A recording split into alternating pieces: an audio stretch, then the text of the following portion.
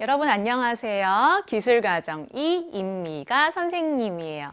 오늘 기술 수업 이어서 진행할게요. 오늘의 주제는 5강 신재생 에너지의 이해입니다. 우리가 지난 시간까지는 수송기술이라는 주제로 이야기를 해봤고요. 오늘은 에너지라는 주제로 처음 새로운 이야기를 시작하는 시간이에요. 오늘의 학습 포인트는 신재생 에너지의 필요성과 그 의미가 되겠어요. 우리 친구들 신재생 에너지라는 단어 많이 들어보셨나요? 근데 이 신재생 에너지가 왜 필요하고 그 정확한 의미가 무엇인지 아시는 친구도 있고 좀 알쏭달쏭 헷갈리는 친구도 있으실 거예요. 우리 생활과 미래에 있어서 굉장히 중요한 부분이거든요. 그래서 오늘 선생님이랑 확실히 알고 넘어가는 시간 가지도록 하겠습니다. 우리 친구들 혹시 앞에 있는 이런 로고를 보신 적이 있나요? 나뭇잎처럼 되어 있고 나뭇잎 안에는 어디서 많이 본 탑 그림이 있어요. 에펠탑 같지 않아요? 이 로고는 뭐냐면요. 파리 기후변화 협약의 로고예요. 파리 기후변화 협약이 뭐냐면 우리 지구의 환경 오염과 기후변화에 있어서 더 이상 우리가 이것을 그대로 방치해서는 안 되고 전 세계의 지구인들이 모두 모여서 이거에 대한 대책을 논의하고 그 방법을 함께 실천해 나가는 협약을 맺은 건데요. 전 세계가 모여서 약속을 했다는 것에 있어서 굉장히 중요한 큰 의미가 있어요. 2015년 12월 12일 날 이루어졌고요. 전 세계에서 195개국 정상들이 모여서 서명을 했어요. 우리나라에서도 대통령께서 가셔서 직접 이 협약에 참여를 하셨습니다. 그래서 지금 지구 온난화가 이제 점차 가속화되고 있는데 이 지구 온난화가 그 2도 이상 상승하지 않도록 우리가 여러 가지 그 온난화 억제 방책을 만들어야 된다라는 이런 약속도 하였고요. 전 세계적으로 온실가스를 감축하겠다는 노력을 함께 하겠다는 이런 협약이에요. 도대체 우리 지구에 무슨 일이 일어나길래 이렇게 전 세계가 모여서 이런 약속까지 하게 됐는지 참 안타까운 일이 되겠죠. 우리나라도 아까 저 협약에 참가를 했다고 했는데 2016년에 우리나라 에너지 사용 비율을 한번 살펴보면요.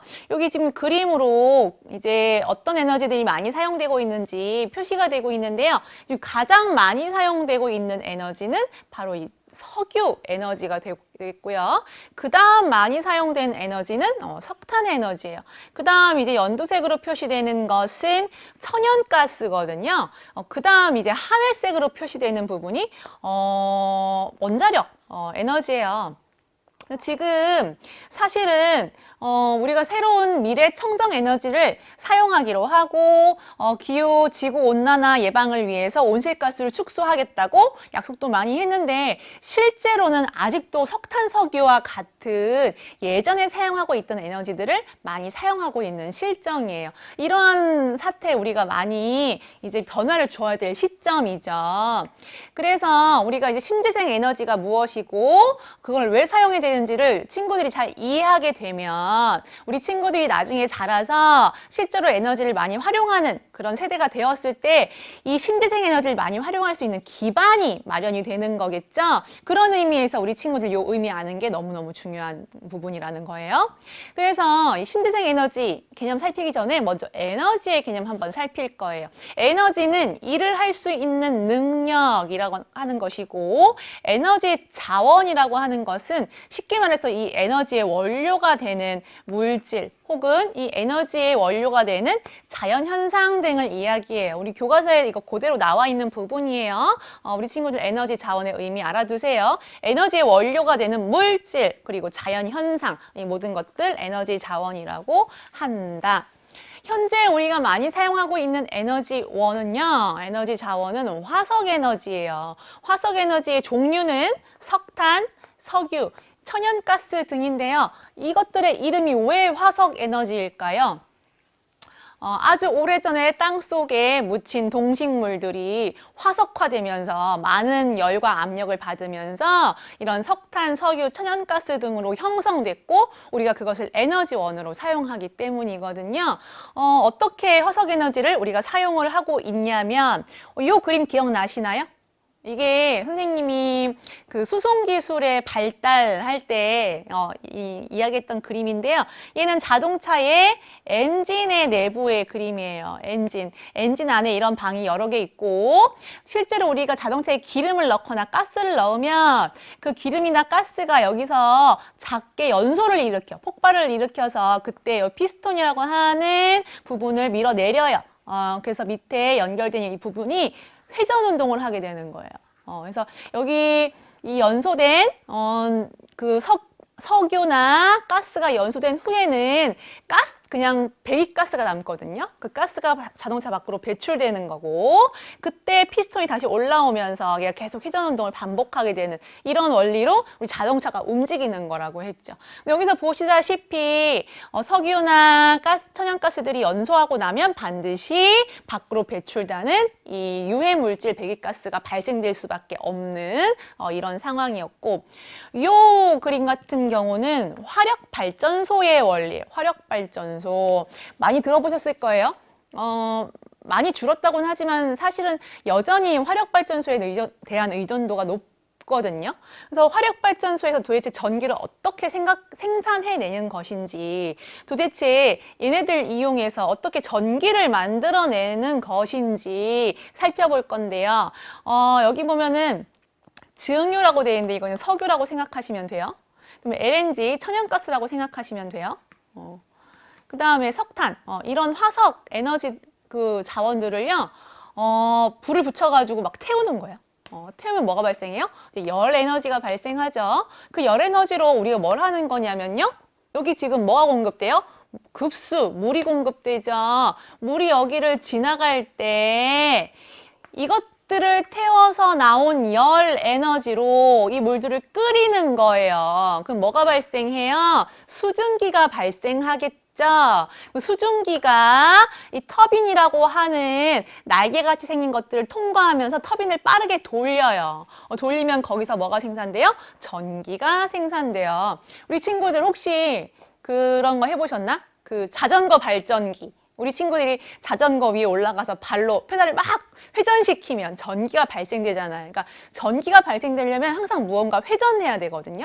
그래서 이 회전하는 힘을 어디서 얻었냐면 물을 수증기로 만들어서 그 수증기가 빠르게 통과하는 힘으로 이 회전력을 얻어서 전기를 만든 거예요. 근데 물을 수증기로 만들기 위해서 얘를 끓이기 위한 열 에너지가 필요했고 그 열 에너지는 화석 연료들을 우리가 태워서 열 에너지를 얻었다는 거죠.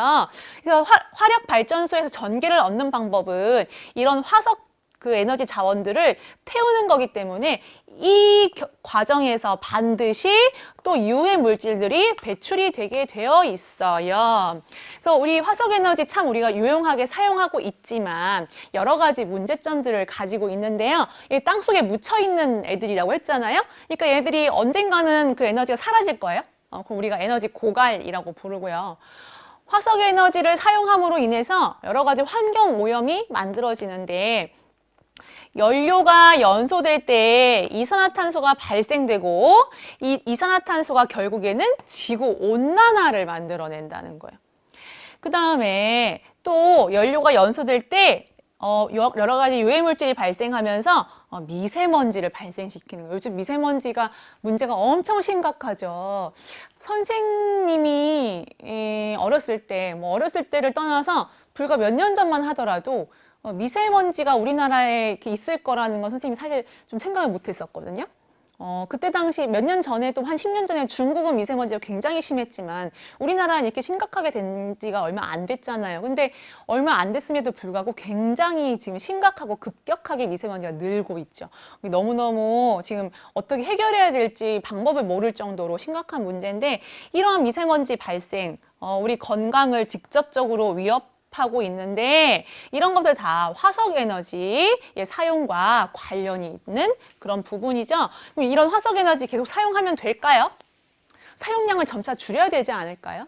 그러면 사용량을 줄이는 방법은 두 가지가 있어요. 첫 번째는 환경 오염을 일으키지 않는 다른 에너지를 우리가 만들어내는 거죠. 다른 에너지를 사용하는 거. 두 번째 방법은 뭘까요? 에너지를 절약하는 거예요. 에너지를 절약하면 자연스럽게 이런 화석 에너지를 사용하는 이런 양도 줄어들겠죠. 다음 우리가 많이 사용하고 있는 에너지 자원 살펴봅시다.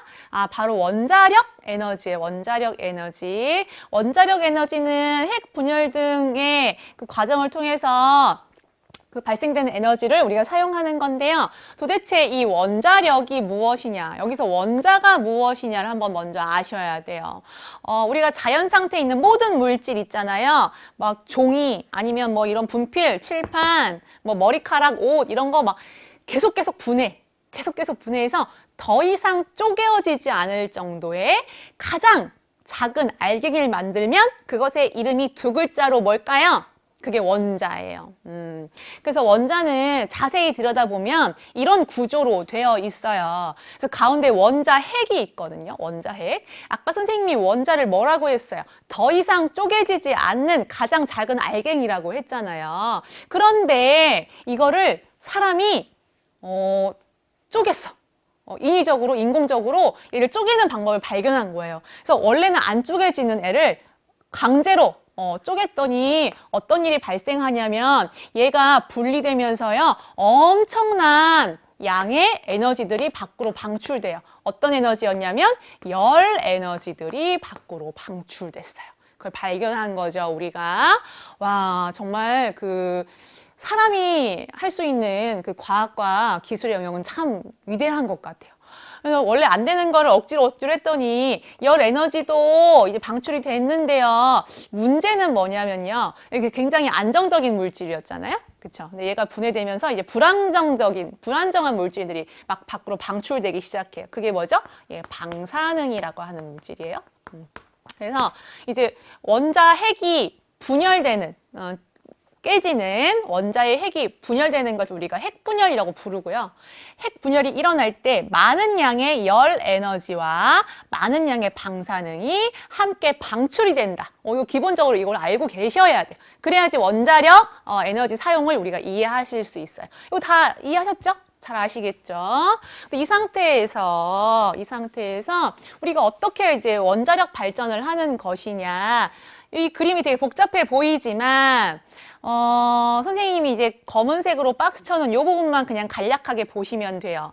여기 연료라고 돼 있거든요. 이 연료는 핵연료예요. 아까 선생님이 말한 것 같은 핵 분열을 할 수 있는 그런 연료가 되겠고, 보통 이제 우라늄, 플루토늄 이런 그 물질들을 사용하죠.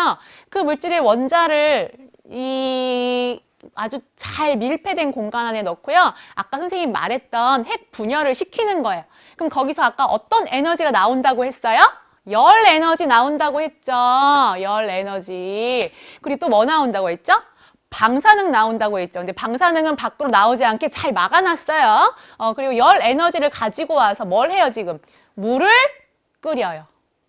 어디서 들어본 얘기죠? 아까 우리 화력 발전할 때 이 얘기 나왔었잖아요. 원리가 똑같아요. 똑같은데 열을 어디서 얻느냐 그 차이인 거예요. 그래서 이제 여기는 핵이 분열될 때 나오는 열 에너지로 물을 끓여서 수증기를 만들어요. 그 수증기로 터빈 돌려가지고 뭐예요? 발전기로 전기를 만들어내는, 이게 원자력 발전의 원리인데요. 원자력 발전, 원자력 에너지는 좋은 점도 되게 많아요. 일단 선생님이 청정에너지라고 했죠. 청정에너지. 왜 청정에너지일까요? 여기는 핵분열할 때 오염물질이 배출이 안 돼요. 그냥 요 안에서 자기들끼리 계속 분열을 일으키기 때문에 밖으로 배출되는 물질이 없잖아요. 그러니까 청정에너지라고 볼 수 있죠. 그 다음에 발전 단가가 낮아요. 그 화석에너지 같은 경우는 석탄, 석유, 가스 계속 공급해줘야 되잖아요. 그런데 이 원자력 발전 같은 경우는 그 아주 작은 소수의 연료만 공급해주면 자기들끼리 계속 스스로 분열을 일으키면서 실제로 연료는 얼마 들지 않았지만 많은 열 에너지를 계속 얻을 수 있어요. 그러니까 발전 단가가 비교적 낮은 편이에요. 근데 플러스에서 우리 친구들 헷갈리시면 안 되는 게요. 처음에 발전소를 지을 때 이제 건설 비용은 많이 들어요. 요거 두 개를 분리해서 생각하셔야 돼요. 그러니까 발전소 시설이 복잡하다 보니까 건설 비용은 비싸요. 하지만 일단 짓고 나면 발전 단가는 굉장히 낮다는 거예요. 경제적으로 이득이 많다는 거죠. 그 다음에 이제 에너지 고갈 위험이 거의 없어요. 그렇죠? 이런 좋은 점이 있어요. 그런데 거기에 대응하는 아주 큰 단점이 있어요. 뭘까요? 사고의 위험이 있다는 거예요. 사고가 나서 만약에 이 부분이 깨지기라도 하면 엄청난 방사능이 누출이 될 수 있다는 거예요. 하지만 굉장히 안전하게 짓기 때문에 그런 일은 거의 없거든요. 그럼에도 불구하고 그런 일이 발생을 할 수도 있다는 거죠. 우리 이웃나라 일본의 후쿠시마라는 지역에서 대지진이 발생해서 쓰나미가 바닷물이 막 육지로 밀려드는 쓰나미가 발생했을 때 이 후쿠시마 지역에 있는 원자력 발전소가 큰 피해를 입어요. 그래서 이때 원자력 발전소가 파괴되고 여기서 다량의 방사능이 누출되었고 현재도 진행 중이에요.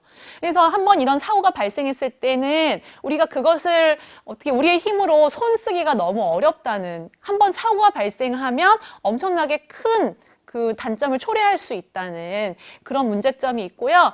우리나라에도 이렇게 우리나라 해안가에 많은 원자력 발전소들이 있어요.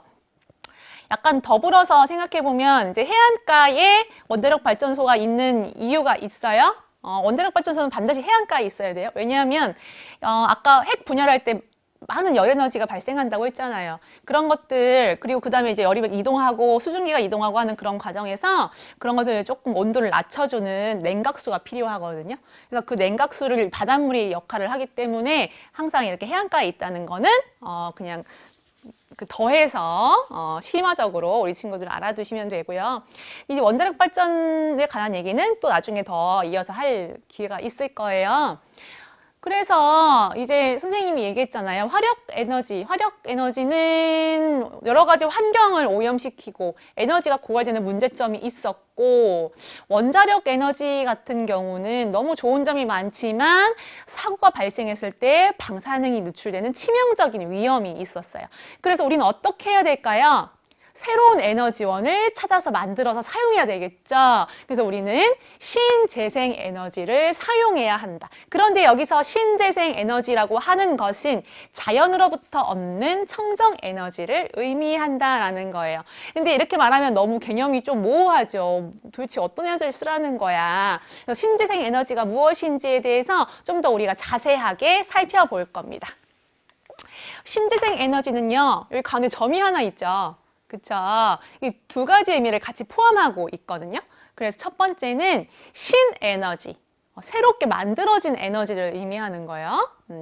두 번째는 재생에너지, 뭔가 재생이라고 하는 건 재활용하는 것 같지 않아요? 기존에 있던 것들을 내가 에너지로 활용하는 거예요. 약간 차이가 있죠, 의미가. 그래서 신에너지는 어떤 개념이냐면, 우리 주변에 있던 그 수소나 산소 같은 것들을 사람이 이렇게 저렇게 노력해서 화학 반응 같은 걸 만들어서 그 과정에서 에너지를 얻어내는 거예요. 그리고 혹은 기존에 우리가 사용했던 화석 연료 있잖아요. 석탄, 석유, 가스 이런 것들을 수소나 산소와 반응시켜서 환경 오염을 줄일 수 있는 에너지 자원으로 변환하는 거예요. 이것도 가능해요, 실제로. 또 이러한 방법들 우리가 신에너지를 만들어내는 방법이고요. 그럼 재생에너지는 뭐냐면 고갈이 안 되고 지속해서 재생해서 사용할 수 있는 우리 자연 속에 항상 존재하는 것들이에요.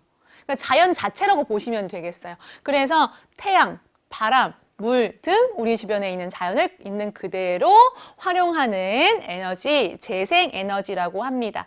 신에너지의 종류와 방법, 그 재생에너지 종류와 사용 방법, 이 상세한 내용은요, 우리가 다음 강의에서 좀 더 상세히 살펴보도록 해요.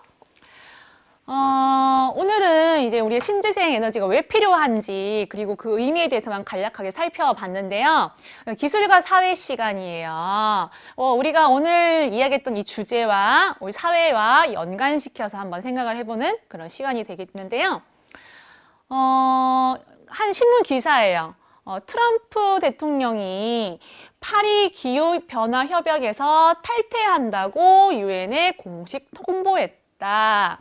미국은 중국 다음으로 많은 온실가스를 배출하는 국가로 이 협정을 맺었었는데요. 하지만 트럼프 대통령은 이 협약이 미국민의 불리한 조건을 가지고 있다며 현재 탈퇴하겠다라고 이야기를 했어요. 이에 대해서 프랑스의 마크롱 대통령은 트럼프 대통령의 파리 기후 협약 탈퇴 등 미국의 우선주의 정책들을 정면 비판했다라는 신문 기사예요. 물론 이 신문 기사를 보고 우리 친구들이 생각하는 바는 다를 수 있겠죠. 어떤 사람들은 트럼프 대통령의 생각이 옳다라고 생각할 수도 있고 어떤 사람들은 옳지 않다라고 생각할 수도 있어요. 그건 다양한 관점들이 있는 건데요. 어쨌건 이 사례를 통해서 우리가 한번 생각해 볼 부분들은 있는 거죠. 그래서 환경오염과 지구온난화 예방을 위한 우리의 올바른 자세는 무엇일까요? 환경오염과 지구온난화는 어떤 한 국가만의 문제가 아니에요. 그래서 전 세계에 있는 여러 국가들이 아까 힘을 모았었죠. 이렇듯이 전 세계적인 노력이 필요한 문제고 방법을 함께 논의해야 되고 그 다음에 논의한 방법을 어떻게 해요? 지속적으로 실천하려는 노력을 기울여야 되는 거예요. 이건 전 세계인이 다 함께 생각해 볼 문제거든요. 그러니까 우리나라 그리고 우리나라의 국민인 나 개인도 이러한 노력을 게을리해서는 안 된다는 것. 우리 친구들 여러 가지 아까 기사를 보면서 많은 생각들을 해보셨기를 바래요. 다음은 확인 문제입니다. 빈칸에 들어갈 알맞은 말은 화석 에너지의 문제점이었어요. 에너지 자원의 뭘까요? 예, 고갈이었고요. 그 다음에 그 화석 에너지의 연료가 연소시 뭘 발생했어요? 이산화탄소 발생했어요. 그래서 이산화탄소 발생해서 결국 지구에 뭘 가속화시켰어요? 점점 온도 높아지는 거, 온난화 가속화시켰지요. 또 이 화석에너지 연료를 연소할 때 무슨 먼지 발생해요? 너무 싫어요. 그죠? 미세먼지 발생했고 미세먼지 결국 엄청난 대기 오염을 만들어냈다.